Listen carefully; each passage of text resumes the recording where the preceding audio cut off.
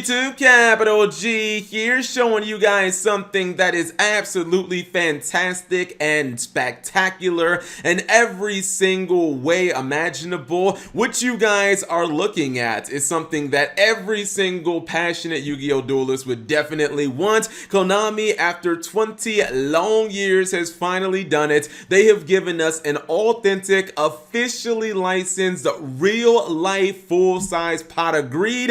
This is absolutely fantastic. I don't know why it took them so long to realize that one of the most iconic Yu-Gi-Oh cards of all time and one of the most popular Yu-Gi-Oh memes of all time might be something that Yu-Gi-Oh players would want to just, have around the house or would want to actually spend their money on. But Konami finally decided to wise up, and they are giving us a real-life version of Pot of Greed. This thing is absolutely fantastic, and I keep doing videos whenever we get these kind of these products that are inspired by like the anime or the physical card game, things that are just kind of outside the normal, because it seems like Konami is doing this a lot more, at least over like the last year and a half or so. Konami obviously holds the license to Yu-Gi-Oh, and generally they'll give out the license to these kind of big Japanese companies that are reputable, and they'll be able to make Yu-Gi-Oh licensed product. Now this is actually being made by Bandai, the same Bandai who did the original like Yu-Gi-Oh Season 0, and I believe that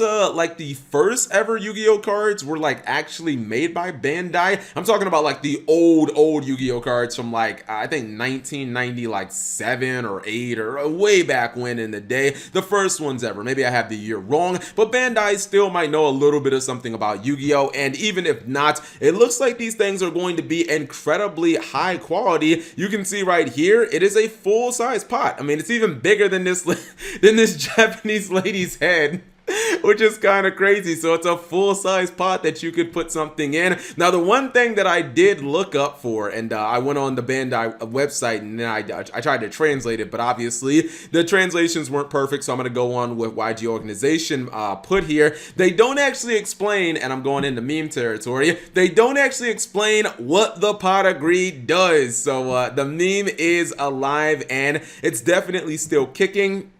Now, considering that it is a pot, I would say that, I mean, you can kind of do whatever you want with it. It's up for interpretation. You could put food in there. You can drink out of this pot. Personally, I'm just kind of weird. I would put flowers in there because, I mean, a pot can technically like double as a vase. It's really nice because these things are hand painted. So it does say that each one is going to be individually painted. And I think they said that there might be small differences just because each one is going to be done by hand. It's crazy because in the past, we've actually seen people like make their own pot of greed pots. I mean, this is something that's even been featured at like YCS level events. They've had articles showing off like fan-made pot of greeds, and of course they even go into the meme. And what does pot of greed do? Of course, you gotta always throw the meme in there anytime you're talking about pot of greed. So it's just kind of crazy that it would take Konami this long to realize like, hey, maybe we can make some money off of this. Maybe we should make like official pot of greeds that people would want to buy. Now, as for the price of these, I believe that they're going to come in at around 11,500 yen. That does not include shipping and handling. Now, if you're American like me, you're wondering, okay, how much is that in US dollars? It translates roughly to about $100. So personally, I don't really think that that's all that expensive, especially considering that this is an officially licensed product.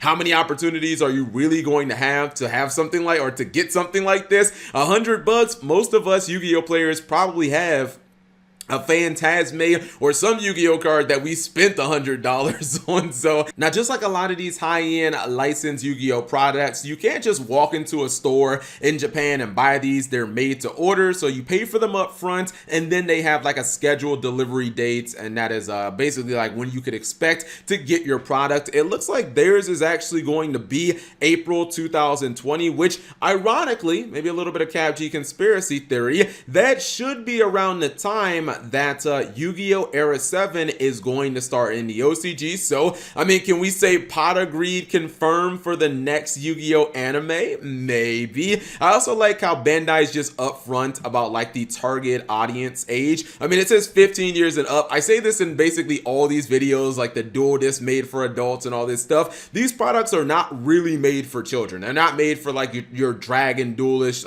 age players. They're not made for 5, 6, 7-year-olds. Essentially, these are made for cosplayers, for adults, for teenagers who have a little bit of money. I mean, I personally don't think $100 is all that much money, especially when you consider how much we spend on the regular when it comes to Yu-Gi-Oh! Now, speaking of Era 7, I actually think that information about the next Yu-Gi-Oh! Anime is going to be right around the corner. I believe that Jump Festa 2020 is going on right now, and that definitely means Konami should start talking about Yu-Gi-Oh! Series 7, at least giving us a little bit about the synopsis and some of the characters who are going to be in it. I remember very vividly when Yu-Gi-Oh! Reigns was first showed off. I mean, they showed Playmaker, they showed Aoi, Revolver, and then they showed Go, and they kind of talked about what this show was going to be. Maybe there'll be like a very, very brief trailer, something of that. I personally believe that Yu-Gi-Oh! Series 7 is going to be a DM reboot, or maybe like an extension of DM, because don't forget, Dark Side of Dimensions is officially canon, so